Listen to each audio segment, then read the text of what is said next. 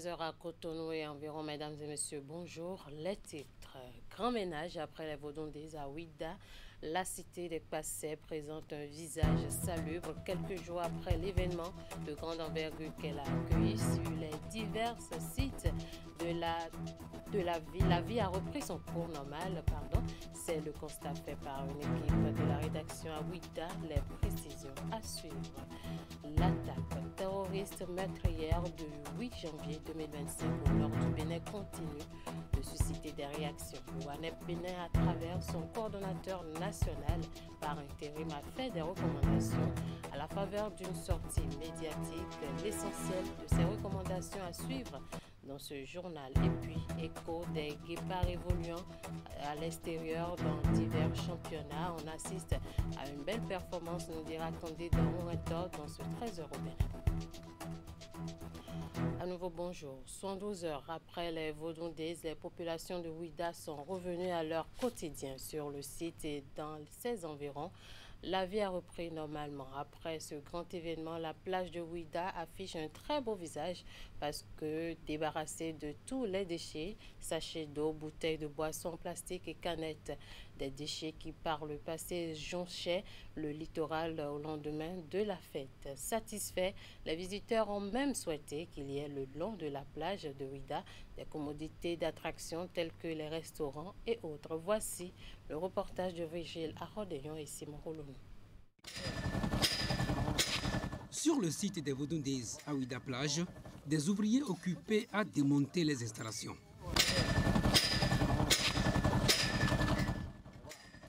Les grands mouvements de foule observés les 9, 10 et 11 janvier dernier ont laissé place 72 heures après l'événement à une plage quasi déserte. Je dirais que la plage est calme, pas d'animation. On constate seulement le repli des matériaux posés. La vie a donc repris son cours normal après les Vaudondés.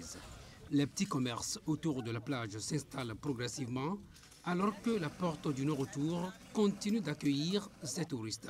Venus en famille, seuls ou à deux, ces visiteurs sont d'abord frappés par la salubrité du site. Sur les lieux, sincèrement, la plage elle est restée impeccable, elle est propre.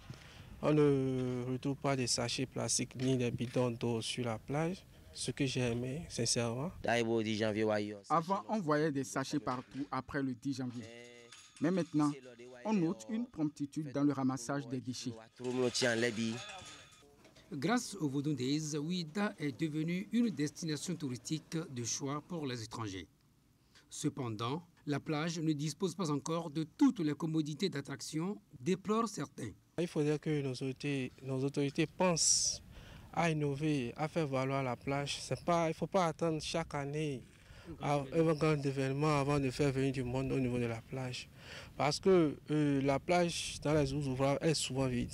Même les week-ends également, elle est vide. Il faut songer à occuper le long de la plage pour qu'on sente que Ouidah n'est pas loin de la ville de Cotonou. En quoi faisant par exemple? Bon, en essayant d'installer les infrastructures telles que les buvettes et les lieux chics, pas forcément les buvettes où ils vont donner la sonorisation très forte. Par exemple, même innover en faisant des piscines à côté où les gens peuvent venir pour pouvoir faire vivre la plage de Ouidah. C'est ça vraiment, si on peut avoir des animations, des restos, pour que l'ambiance continue. Déplacés en raison des travaux, les promoteurs de bars et restaurants et autres vendeurs d'objets d'art souhaitent être réinstallés une fois que les travaux seront terminés. La section béninoise du réseau ouest-africain pour l'édification de la paix, WANEP Bénin, réagit après l'attaque terroriste meurtrière du 8 janvier 2025 au nord du Bénin qui a coûté la vie à plus de 30 soldats béninois. À travers son coordonnateur national par intérim, le réseau s'indigne et formule des recommandations. Ces recommandations sont adressées au président de la République et son gouvernement, aux forces de défense et de sécurité, aux organisations de la société civile ainsi qu'à la population béninoise. On écoute Landry Gagné, coordonnateur national de WANEP Bénin par intérim au micro de William Sanoussi et Elvis Tonkwa. J'aimerais une fois encore exprimer les compassions de WANEP Bénin et présenter les sincères condoléances du réseau aux familles des victimes de l'attaque du 8 janvier 2025 et en général à toutes les victimes du terrorisme au Bénin. Nous avons, à la suite de l'attaque du 8 janvier, nous avons fait des recommandations à l'endroit du chef de l'État et de son gouvernement pour qu'il s'interroge et analyse rigoureusement les conditions de survenance de cette attaque et d'en tirer les leçons nécessaires au renforcement des stratégies et moyens d'anticipation et de lutte contre le phénomène. Nous avons également demandé au gouvernement de renforcer les relations et la coopération avec les pays voisins, spécialement les pays de l'AES, pour la lutte contre la menace. À consolider les investissements en cours, tant en matériel, en infrastructures qu'en ressources financières et humaines, conformément à sa déclaration du 20 décembre 2024. Nous avons également demandé au gouvernement d'exprimer sa compassion et la solidarité de la nation en décrétant, par exemple, une journée nationale de deuil en mémoire des soldats tombés au front le 8 janvier et en général à toutes les victimes du terrorisme dans notre pays, comme nous célébrons le 16 janvier dans notre pays.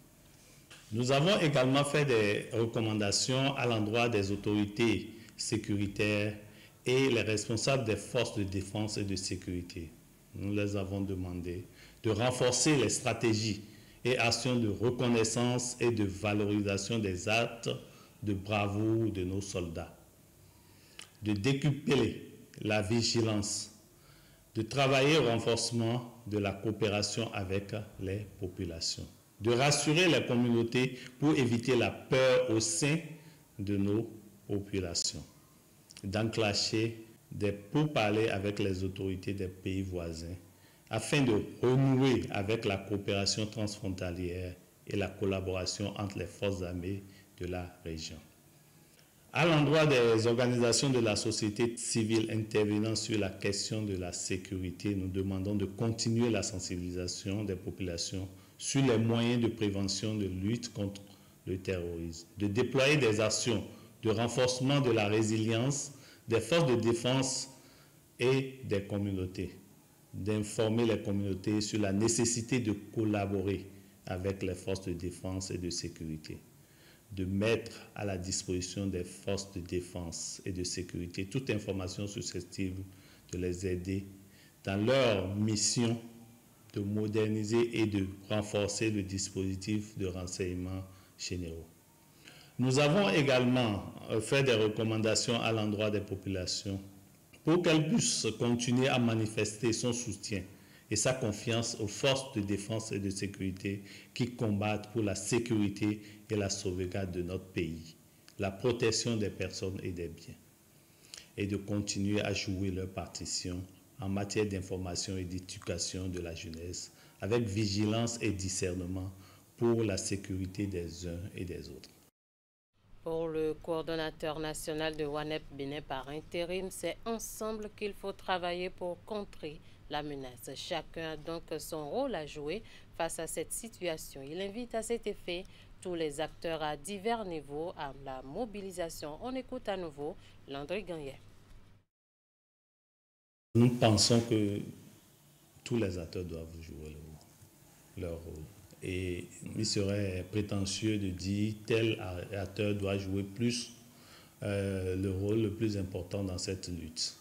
Quand je prends le chef de l'État et le gouvernement, ils doivent mettre à disposition les moyens. Et c'est important, même s'il y a d'autres. Si je disais que c'est la force de sécurité qui doit jouer le grand rôle, s'il n'y a pas de moyens, ils ne peuvent pas jouer convenablement ce rôle.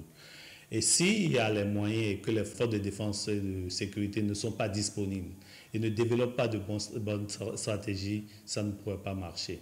Et si, avec cette volonté du gouvernement et des forces de sécurité et de défense, s'il n'y a pas une coopération avec la population, avec les organisations de la société, ça ne va pas marcher. Donc c'est une chaîne et tout le monde doit jouer son rôle dans cette lutte contre la menace terroristes. Je dirais, pour finir, que la menace terroriste est un problème très sérieux, aussi bien pour les pays développés que pour les pays moins développés qu'est notre pays. Et il faut que chacun joue correctement son rôle pour que nous puissions conjuguer au passé cette menace, comme nous avons travaillé ensemble en cohésion pour booster hors de nos pays ou de nos communautés la menace de Covid, l'épidémie de Covid. Si tout le monde pouvait se mettre ensemble et travailler, ce serait très, très, très important. Et j'aimerais, pour finir, demander à ce que les populations s'intéressent à la question et contribuent réellement à la sécurisation de nos territoires en collaborant aussi bien avec les forces armées que les forces de défense. 5e édition de la Nuit de l'Excellence au Bénin, initiative de la production Larabou. C'est une manière pour l'organisation de reconnaître le mérite de quelques personnalités dans leur domaine courant l'année 2024, basée sur le thème « La promotion des valeurs de fraternité et de coexistence entre le Bénin et le Niger à travers la culture de l'excellence ». Cette célébration a mobilisé à Azalaï Hôtel de Cotonou la diaspora nigérienne, malienne, burkinabé et sénégalaise autour d'une fête pour mettre en lumière le patrimoine culturel de leur nation. Plus de précisions avec Julie Cho et Simon Roulounou. C'est par cette parade des ethnies dont rigole le peuple nigérien que la cérémonie de remise de prix aux lauréats a pris son envol. Des Hausa au Gourmandier en passant par des Armas, Songhai et Touareg, ces communautés ont régalé l'assistance par des rythmes mettant en vogue la diversité culturelle de leur nation. Ce moment de communion et de partage se veut un creuset de mettre particulièrement en évidence le brassage interculturel et de surcroît célébrer quelques personnalités au regard des actions positivement accomplies en 2024. À cet effet, des critères ont été bien définis en faveur de ces jurys de la soirée. Cette nuit de l'excellence que nous célébrons aujourd'hui indique par elle-même que la promotion de notre communauté, tout comme son développement, est un processus. À ce titre, elle nécessite de la continuité et la persévérance dans les efforts pour apprécier les évolutions enregistrées au vu des richesses dont regorge la diaspora nigérienne et les opportunités d'affaires qu'offre notre cher pays d'accueil, le Bénin, et aussi, naturellement, le Niger, avec ses énormes potentialités économiques, sans oublier cette relation séculaire entre nos deux peuples, qui vivent en symbiose dans une parfaite harmonie, une véritable coexistence pacifique depuis la nuit des temps. L'excellence ne se mesure pas seulement par les succès individuels, mais par notre capacité collective à bâtir, à unir et à transmettre. Chaque Nigérien, qu'il soit au pays ou à l'étranger, porte en lui une part de cette excellence. Personnage très important dans l'organisation de la Nuit de l'Excellence, Lamine Cissé a été distingué à titre posthume.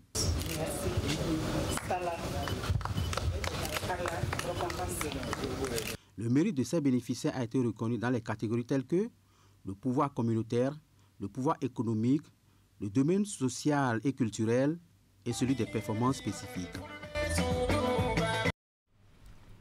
Je vous propose à présent un retour sur le volet social du gouvernement de Patrice Talon en 2024. Il faut dire que de nombreuses actions ont été posées en faveur des couches vulnérables, notamment des femmes et des filles, des enfants et des personnes en situation de handicap. Le bilan 2024 dans le secteur social nous est présenté par Ouliat Sanoussi. 2024 s'est achevé. Et sur le plan social, plusieurs actions ont été menées au titre de l'année par le ministère des Affaires sociales et de la microfinance. Au nombre de celles-ci, la lutte contre les violences basées sur le genre qui a été renforcée, notamment à travers la campagne des 16 jours d'activisme lancée fin novembre. En effet, plusieurs lois ont été votées pour assurer la promotion et la protection de la femme et de la jeune fille. Beaucoup de mesures et réglementations audacieuses sont prises pour prévenir et réprimer les violences faites aux femmes et aux filles. Les 16 jours d'activisme qui portent sur les violences qui sont faites aux femmes et aux filles. Dans quel but? Dans le but de sensibiliser toute la communauté aussi bien les femmes que les hommes, pour que ces violences à l'égard des filles, des femmes cessent réellement. Nous sommes tous des acteurs clés du changement recherché pour l'avènement d'un Bénin où femmes et hommes, filles et garçons jouissent du même traitement, accèdent aux mêmes droits et se voient offrir les mêmes opportunités. Dans le volet microfinance, il a été question du microcrédit à l'AFIA. Depuis 2016, le gouvernement a réorganisé tout le système de microcrédit pour une meilleure inclusion financière. Grâce à la digitalisation, plus de transparence s'observe dans l'octroi des fonds. Le montant du prêt qui était de 30 000 francs CFA est passé à 50 000, puis à 100 000 francs aujourd'hui et le taux d'intérêt réduit à 4%. Les frais de dossier sont désormais à 400 francs au lieu de 1 000 francs CFA par le passé. Ce programme a fortement impacté les bénéficiaires.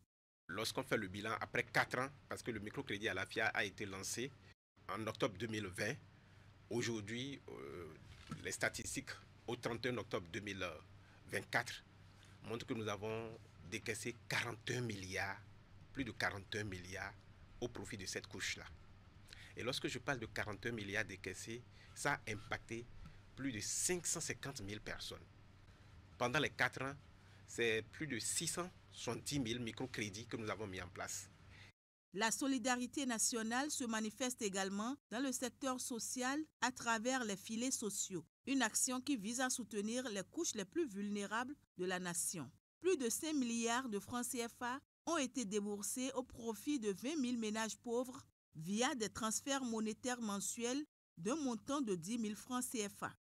Le gouvernement du président Patrice Talon prévoit ces filets sociaux-là, une extension à pratiquement 150 000 ménages pauvres sur toute l'étendue du territoire national pour les aider à mener des activités génératrices de revenus. Donc ce n'est pas de l'assistanat simplement, mais il y a la subsistance alimentaire, il y a l'accompagnement nécessaire pour que ces personnes vulnérables puissent faire quelque chose et pouvoir s'en sortir et se prendre en charge elles-mêmes. Chaque bénéficiaire identifié et qui a reçu sa carte SIM va bénéficier à partir du lancement du programme un montant de 10 000 francs par mois pendant les 6 premiers mois.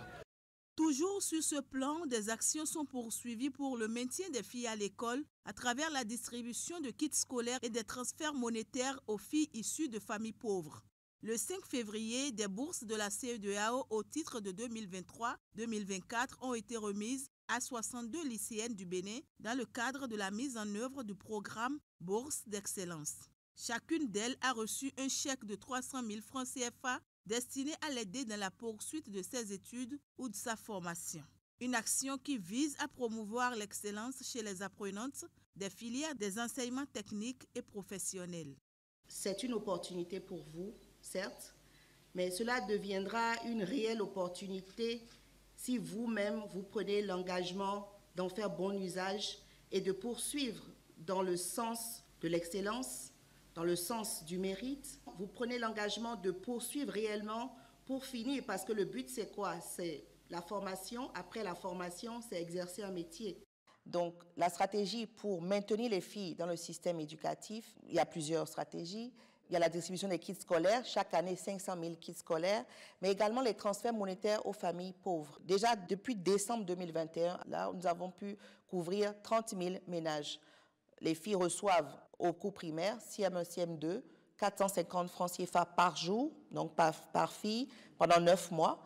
Et au cours secondaire, de la 6e en terminale, 600 francs CFA par jour, par fille, pendant 9 mois. Le gouvernement du président Patrice Talon met tout en œuvre depuis 2016 pour l'inclusion des personnes en situation de handicap. En 2023, des décrets accordant à ces personnes des avantages forts ont été pris.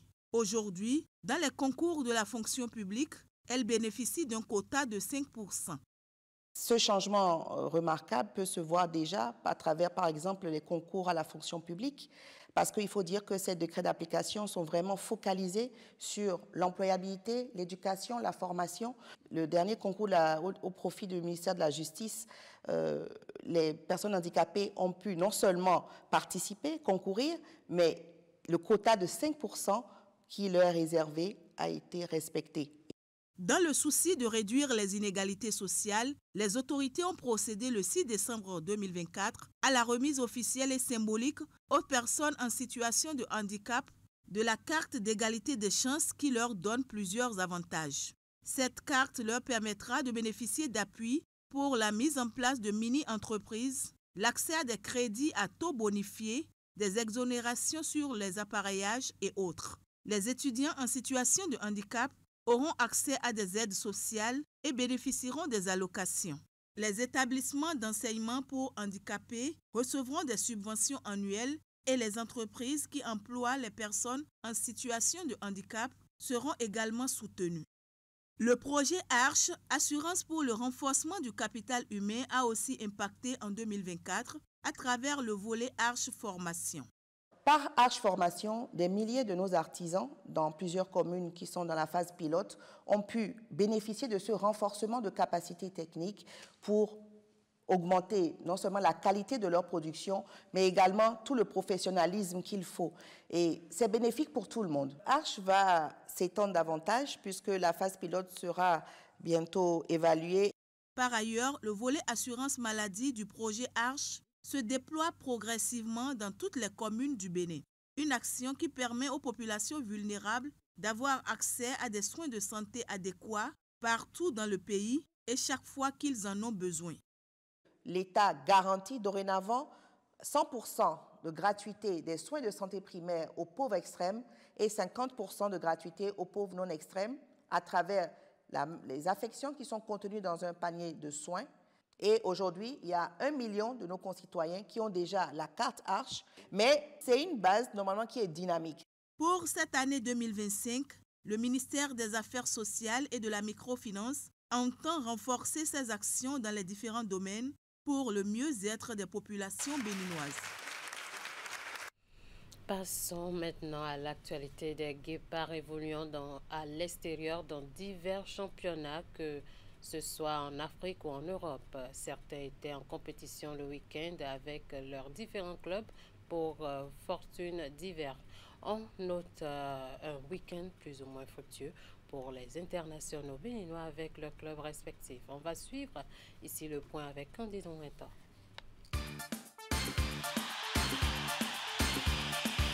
Les Argones pour ouvrir le bal de l'actualité des guépards à l'international. À l'occasion de la 18e journée de la Ligue 2 française, le FC Lorient de Tossé-Aigouin a été contraint au partage de points à domicile par le FC Metz, 0 but partout. Pour cette sortie des Merlus, le guépard n'était pas de la partie faute de blessures depuis le retour de la trêve internationale. Avec ce résultat, le FC Lorient maintient sa place de leader du championnat avec 34 points. Toujours en France, mais cette fois-ci en National 2, le 4e échelon du football français. À l'occasion de la 15e journée, dans le groupe B, Bordeaux FC de Youssouf Assogba renoue avec la victoire. Face à leurs homologues de l'US Granville, les Girondins se sont imposés par un score de 2-1. Pour cette explication, le latéral droit béninois enchaîne avec une nouvelle titularisation. Son club monte à la 3e place avec 24 points et un match en moins. De la France, on se rend en Belgique pour prendre des nouvelles d'Andrea Sontondi, nouveau sociétaire de Standard de Liège. Le Guépard et ses coéquipiers se sont imposés par 1-0 à leurs homologues du KV Kortrijk, ceci au cours de la 21e journée du championnat. Arrivé au club en début de semaine écoulée sous forme de prêt en provenance de Burnley en D2 anglaise, Andrea Sontondi a disputé ses premières minutes sous ses nouvelles couleurs. En plaçant au coup d'envoi, il a disputé les 12 dernières minutes de la rencontre. Le Standard de Liège est provisoirement 7e au classement avec 28 points. En Turquie, à l'occasion de la 19e journée de la 2e division, Sebio Soukou et Umrani Sport s'offrent une victoire 3-0 devant Manisa FK. Aligné au coup d'envoi, le milieu de terrain béninois a cédé sa place en toute fin de match. Umrani Sport compte 26 points et occupe la 13e place au classement. Au cours de la 18e journée du championnat de Chypre de première division, Apollon Limassol et Cécile d'Almeida ont renoué avec la victoire. Le milieu de terrain béninois et ses coéquipiers ont battu par 1-0 leurs homologues de Enosis Néon Paralimniu. Cécile d'Almeida a eu 3 à 65 minutes dans cette rencontre. Son club Apollon Limassol totalise 28 points au compteur et reste 6e au classement. En Égypte, l'on jouait ce week-end la 8e journée du championnat de première division. Soumoua FC de Francisco Dododoku, après une série de contre-performances, s'est offert une précieuse victoire 1-0 devant Modern Sport FC. Titulaire au coup d'envoi, le milieu de terrain béninois a disputé les 90 minutes de cette rencontre. Son club monte à la 13e place avec 8 points. Restons dans le Maghreb pour prendre des nouvelles d'un autre milieu de terrain béninois. Mariano Arwangboy et l'AS Soliman ont été domptés par leurs homologues du stade tunisien 2-0. L'international béninois a disputé 61 minutes dans cette explication. L'AS Soliman compte 12 points et occupe la 13e place du championnat.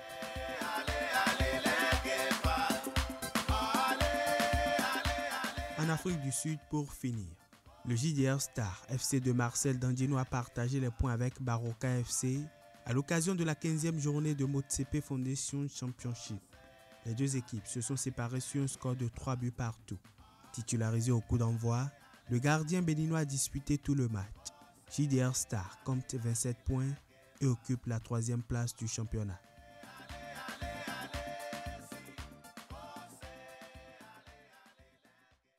Et voilà qui referme cette édition. Merci de nous avoir suivis. Merci à toute l'équipe de rédaction, de réalisation et de diffusion.